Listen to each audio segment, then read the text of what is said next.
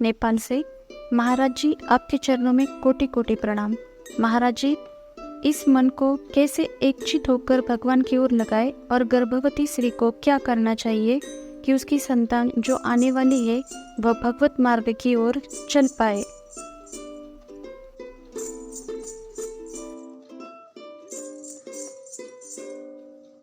हमारी बात रही कि हमारा गर्भ कैसे पवित्र संस्कार वाला हो, उसके ऊपर कैसे प्रभाव पड़े।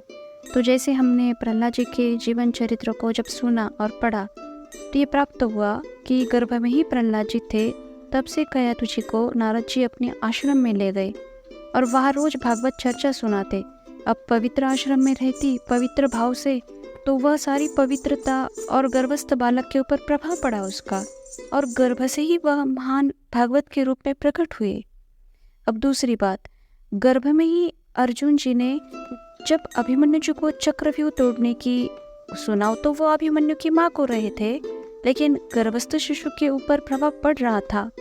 आखिरी व्यूह रचना को तोड़ते समय वो माता सो गई, तो श्रवण इंद्रिया माँ की और श्रवण इंद्रिया बालक पर जो जा रहा था तो वो प्रभाव बंद हो गया। आखिरी नहीं तोड़ने की बात समझ पाए ना, वो कहाँ तोड़ पाए। तो इन दो उदाहरणों से हमें समझना चाहिए कि हमारे गर्भस्थ शिशु पर हमारे भोजन का, हमारे वार्तालाप का, श्रवण का, देखने का, व्यवहार का प्रभाव पड़ रहा है। जैसे गर्भस्थ शिशु है, गर्भ में आ गया है, फिर आप गृहस्थ धर्म में सहवास करेंगे तो वो प्रभाव पड़ेगा ना उसके ऊपर, उसके अंग पर प्रभाव पड़ेगा, उसकी मानसिकता पर प्रभाव पड़ेगा। आप शासन विहीन जीवन व्यतीत कर रहे हैं इंद्रियों का, तो आपका बच्चा है जो वो शासन विहीन ही पैदा होगा ना, क्योंकि आपके संस्कार पड़ रहे हैं ना उसमें। आप इधर उधर की वस्तु में चाट चुटकी खा रहे हैं इधर उधर, तो वही संस्कार उस पर पड़ रहे हैं। सात्विक भोजन, संयम, गर्भ आ गया है अब नहीं, यह गृहस्थ में ध्यान रखना चाहिए। जब गर्भ आ जाए तो गर्भ की पवित्रता और उसको निरोग रखने के लिए, बलवान बनाने के लिए अब ब्रह्मचर्य से रहिए, यही सबसे महत्वपूर्ण है। संतान उत्पत्ति की क्रिया ही पूजा है भगवान की, सृष्टि की। अब जैसे पर ऐसा संयम बर्ताव कोई सत्संग सुनने वाला, कोई अच्छा साधना करने वाला ही कर सकता है, नहीं तो वह संस्कार पड़ते हैं ना। अगर हम बालक को देशभक्त बनाना चाहते हैं तो हम देशभक्ति की गाथाएं सुने, भागवत चर्चाएं हम सुने, उसमें देशभक्ति, मातृ पितृ भक्ति, देव भक्ति, भागवत भक्ति ये जागृत होगी।